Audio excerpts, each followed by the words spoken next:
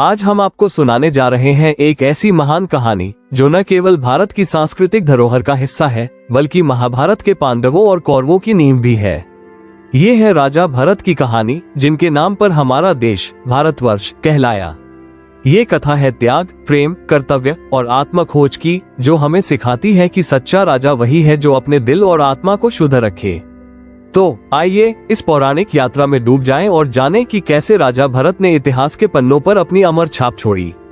प्राचीन काल में हस्तिनापुर एक समृद्ध और शक्तिशाली राज्य था, जो चंद्रवंश की गौरवशाली परंपरा का केंद्र था। इस राज्य में एक बालक का जन्म हुआ, जिसका नाम रखा गया भरत, जो राजा दुष्यंत और शकुंतला का पुत्र था। शकुंतला महर्षि विश्वामित्र की पुत्री और दुष्यंत एक पराक्रमी चंद्रवंशी राजा की प्रेम कहानी स्वयं एक काव्य थी।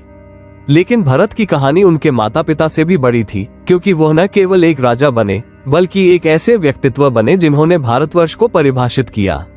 बचपन से ही भरत में असाधारण गुण दिखाई देने लगे। वो न केवल शारीरिक रूप से बलशाली थे बल्कि उनकी बुद्धि और करुणा भी अद्वितीय थी।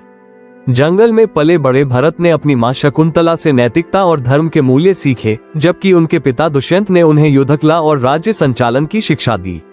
जब वे हस्तिनापुर के सिंहासन पर बैठे तो उन्होंने न केवल अपने राज्य को समृद्ध किया बल्कि पूरे आर्यावर्त को एकजुट करने का सपना देखा।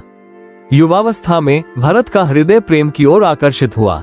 उनकी मुलाकात हुई सुनंदा से, जो एक सौम्य और बुद्धिमान राजकुमारी थी। सुनंदा और भरत का प्रेम एक गहरे बंधन में बदल गया और दोनों ने विवाह किया। उनके वैवाहिक जीवन में 3 पुत्रों का जन्म हुआ, लेकिन इन पुत्रों में वह गुण नहीं थे जो एक सच्चे राजा के लिए आवश्यक थे।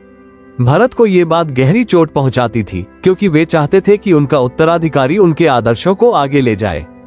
लेकिन भरत का प्रेम केवल उनकी पत्नी तक सीमित नहीं था। वे अपने प्रजा को अपने परिवार की तरह मानते थे। उन्होंने अपने राज्य में न्याय, समानता और समृद्धि की स्थापना की। उनके शासन में कोई भूखा नहीं सोता था और हर व्यक्ति को अपनी प्रतिभा दिखाने का अवसर मिलता था। लेकिन ये सुखी जीवन जल्द ही एक बड़ी चुनौती से टकराने वाला था। एक दिन हस्तिनापुर में एक रहस्यमय सन्यासी आए, जिनका नाम था विटिहोत्र। विटिहोत्र एक अनाथ बालक थे, जिन्हें महर्षि कण्व ने पाला था। उनकी बुद्धि और आध्यात्मिक शक्ति ने भरत का ध्यान आकर्षित किया। जब भरत ने देखा कि उनके अपने पुत्रों में राजा बनने की योग्यता नहीं है, तो उन्होंने एक अभूतपूर्व निर्णय लिया। उन्होंने विटिहोत्र को गोद लिया और उन्हें अपने उत्तराधिकारी के रूप में चुना। यह निर्णय हस्तिनापुर में हलचल मचा गया। कई दरबारियों और प्रजा ने सवाल उठाए कि एक अनाथ बालक को राजा क्यों बनाया गया। लेकिन भरत का विश्वास अटल था। उन्होंने कहा, एक सच्चा राजा वह नहीं जो मेरे रक्त से हो, बल्कि वह जो मेरे आदर्शों को जीवित रखे। विटिहोत्र को प्रशिक्षित किया गया और जल्द ही उन्होंने अपनी योग्यता सिद्ध कर दी। भरत ने न केवल अपने पुत्रों को त्यागा बल्कि अपने अहंकार को भी छोड़ दिया, जो एक राजा के लिए सबसे बड़ा त्याग था। जैसे जैसे भरत की आयु बढ़ी, उनके मन में एक गहरी जिज्ञासा जागी, जीवन का सच्चा उद्देश्य क्या है। उन्होंने देखा कि सांसारिक सुख और शक्ति क्षणभंगुर है। एक दिन वे अपने गुरु के पास गए और पूछा, हे गुरुदेव, मैंने अपने जीवन में सब कुछ प्राप्त किया, प्रेम, शक्ति, सम्मान, फिर भी मेरे मन में एक रिक्तता क्यों है। गुरु ने मुस्कुराते हुए कहा, हे भरत, तुमने संसार को जीता, लेकिन अब समय है अपने भीतर की यात्रा करने का। सच्चा सुख आत्मज्ञान में है। गुरु के मार्गदर्शन में भरत ने ध्यान और तपस्या शुरू की।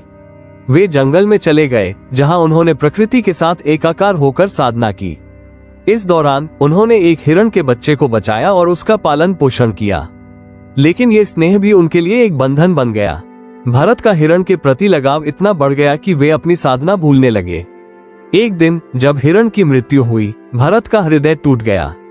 इस दुख ने उन्हें एक गहरा पाठ सिखाया। सांसारिक मोह ही दुख का कारण है। उन्होंने अपनी गलती स्वीकारी और पुनः तपस्या में लीन हो गए। इस बार उनका ध्यान अटल था। वे मोह और माया से मुक्त हो गए और अंततः मोक्ष की ओर बढ़े। पुराणों के अनुसार भरत ने अपने अंतिम दिनों में अपने शरीर को त्याग दिया और आत्मज्ञान प्राप्त किया। लेकिन उनकी मृत्यु से पहले उन्होंने विटिहोत्र को हस्तिनापुर का एक आदर्श शासक बनाया, जिसने चंद्रवंश को नई ऊंचाइयों तक पहुंचाया। भारत की विरासत इतनी गहरी थी कि उनके नाम पर ये देश भारतवर्ष कहलाया। राजा भरत की कहानी हमें सिखाती है कि सच्चा नेतृत्व वही है जो निस्वार्थ हो।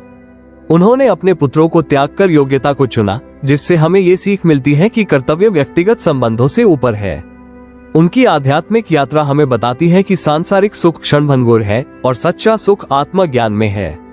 ये कहानी हमें प्रेरित करती है कि हम अपने जीवन में धर्म, करुणा और त्याग के मार्ग पर चलें।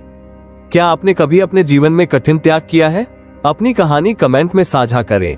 ये थी राजा भरत की अमर कहानी, जिन्होंने न केवल हस्तिनापुर को एकजुट किया बल्कि अपने आदर्शों से भारतवर्ष को एक पहचान दी।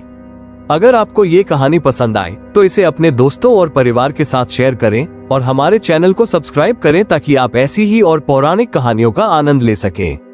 जय भारत। अगर दोस्तों आप इस चैनल पर नए हैं तो चैनल को सब्सक्राइब और वीडियो को लाइक जरूर कर दें। मिलते हैं नेक्स्ट वीडियो में। Thanks for watching.